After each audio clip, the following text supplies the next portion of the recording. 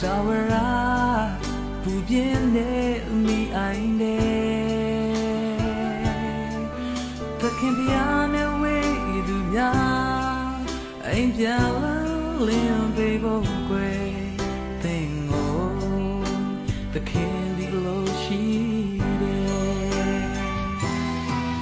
When you're not, it's like, oh, when you're see plenty like, oh. When you're not, so I get you alone, made of more. Tonight, you're not tired, yes, you're not being some maybe. Can know the candy girl she did. June the 8th of this month, I had an encounter with the Lord. I was praying in my early in the morning, and as I was just quietly praying, I heard this word, "Come," and I thought, yes, was that anyway? I prayed some more, and I heard the word again, "Come," and I said, "Okay, Lord, what is it?" And immediately I said, "Okay, what is it?" I was walking again in this place, high on a mountain range somewhere. You could see the curvature of the earth.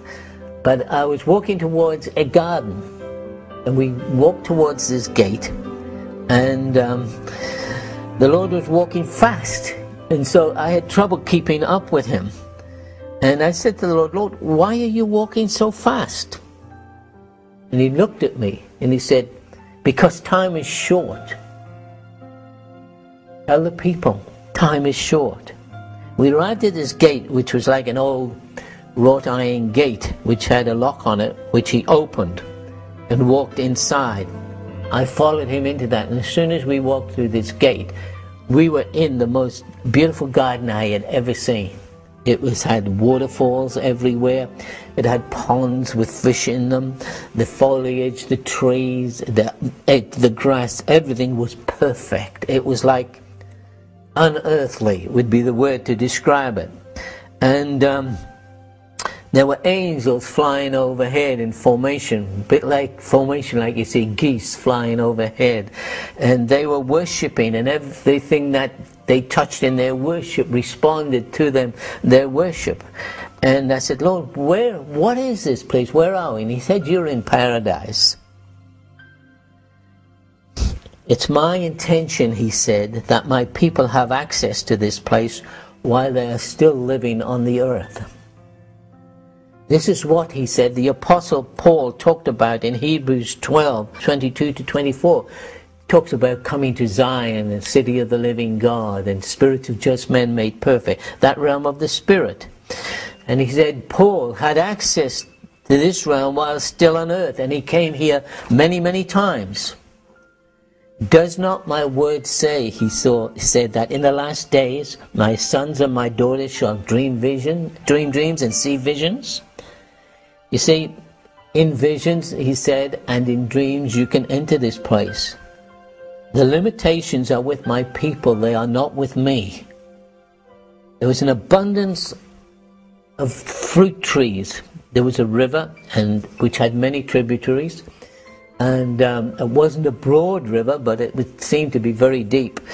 And many fruit trees. And he turned to me and said, "Tell my people," and he said this, "when I can walk in your garden, you can walk in my garden." I was pondering what he had just said. I was trying to get my mind around what he has just said. And he said this, he said, "My people are like," Song of Solomon chapter 4 and verse 12, he said, and it reads, "A garden enclosed is my sister, my spouse, a spring shut up, a fountain sealed."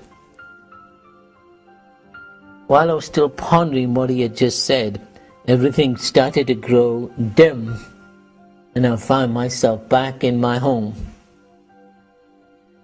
You see, we are now overlapping a period. We're at the edge of one time period and the beginning of another. And we're beginning to overlap. The church is beginning to overlap with the church in heaven and the church in earth. And In order for God's purposes in these last days to be fulfilled, He needs people who can walk with Him in the realm of the Spirit. But not just any kind of Christian. He needs people who are filled with the Spirit, walking in holiness, have fruit established in their life, people who are able to hear the voice of the Lord, people who are willing to pay the price no matter what it is, people who cannot be bought by fame, fortune, power, popularity, or pressure from the enemy.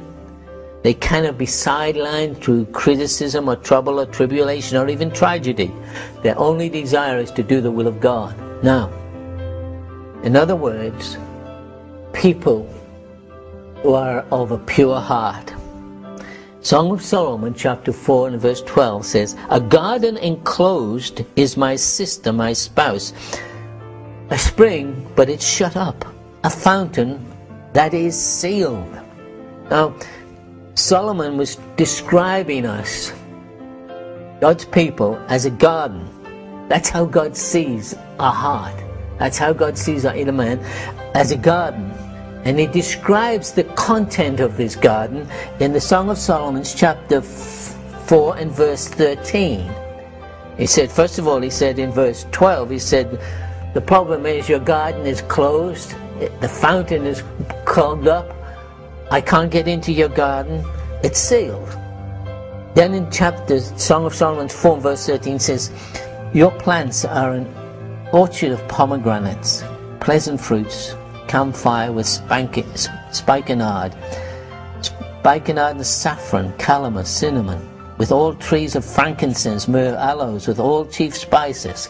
So it begins to describe the kind of garden He wants to get into in our lives. And there were 9 things. He said pomegranates, camphire, spikenard, saffron, calamus, cinnamon, frankincense, myrrh, and aloes. There were 9 fruits there. And these correspond to the 9 fruits in Galatians 5 and verse 22. But the fruit of the Spirit is love, joy, peace, long-suffering, gentleness, goodness, and faith, meekness, temperance. Against such there is no law.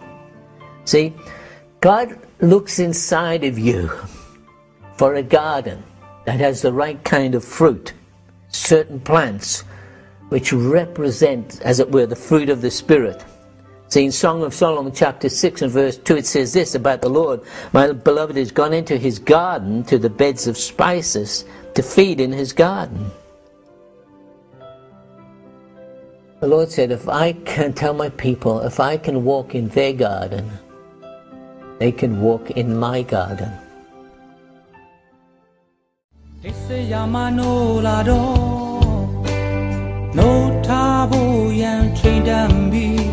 Amandu de gatwela gedo Linle po yan chedambi Puedo lem sangin Sando lem